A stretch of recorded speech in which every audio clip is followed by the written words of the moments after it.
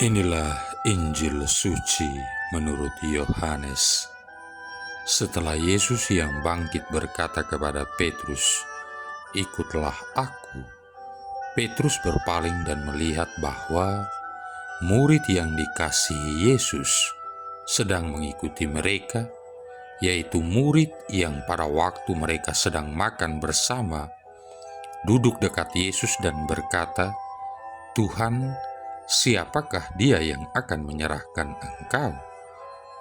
Ketika Petrus melihat murid itu, ia berkata kepada Yesus, "Tuhan, apakah yang akan terjadi dengan dia ini?"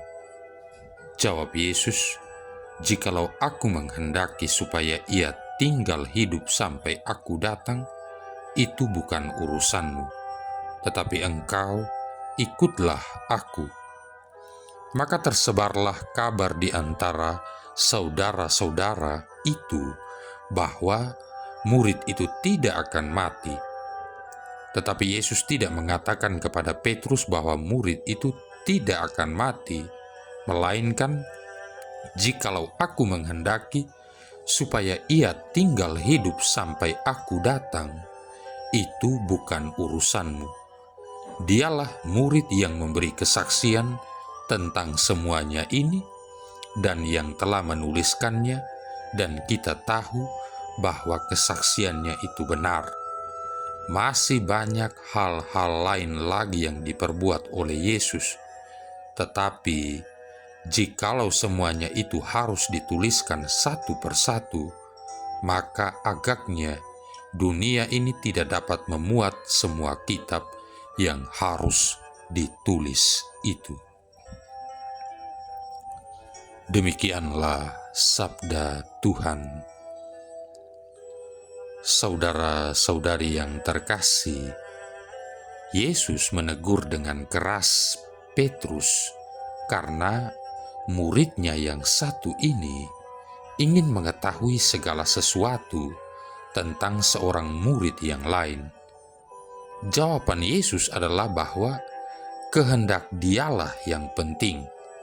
Apapun yang dikehendakinya atas murid yang dikasihinya, itu bukanlah urusan Petrus. Yesus menginginkan agar Petrus berkonsentrasi pada rencana-rencana Allah untuk hidupnya sendiri.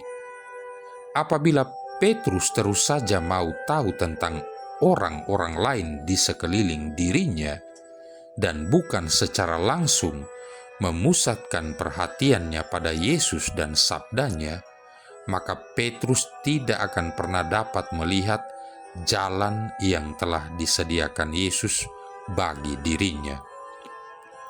Saudara-saudari yang terkasih, sesungguhnya Allah mempunyai sebuah rencana indah bagi diri kita masing-masing. Inilah pelajaran yang pada akhirnya dipahami oleh George Bailey dalam film yang berjudul It's a Wonderful Life. Dalam film ini, George Bailey menderita depresi yang terus meningkat dalam intensitasnya.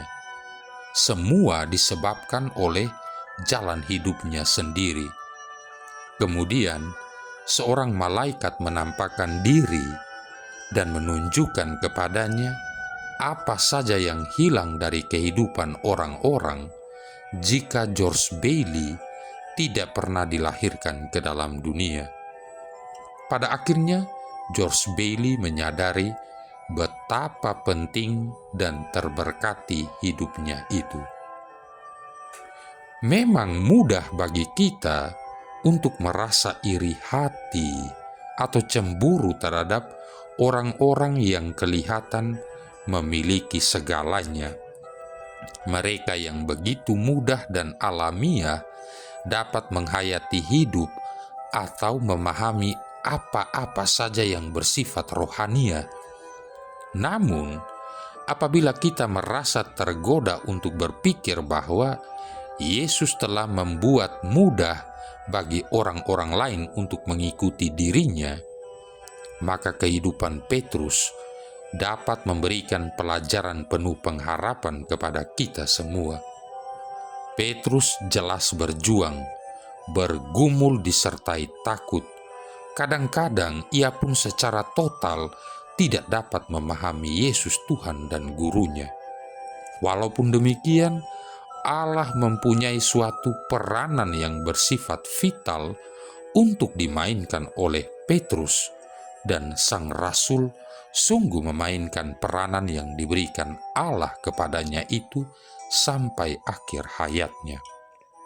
Pada akhirnya, Petrus memutuskan untuk menerima peranan yang harus dimainkannya karena dia telah belajar apa artinya memberikan hatinya secara total kepada Yesus berapapun biayanya.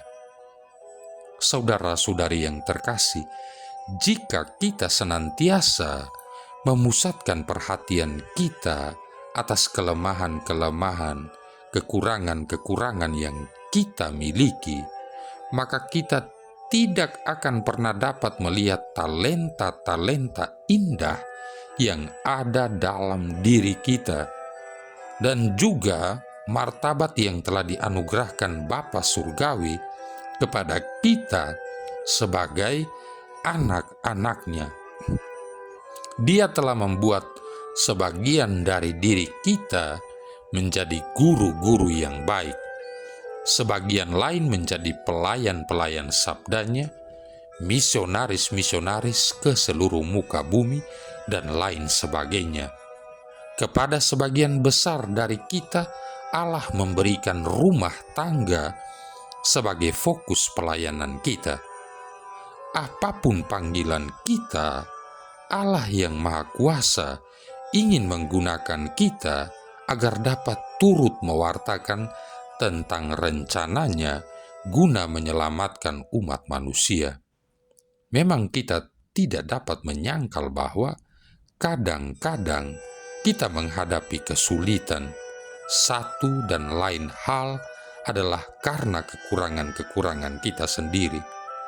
Namun, baiklah kita ingat selalu bahwa Yesus melengkapi apa saja yang kita tidak miliki.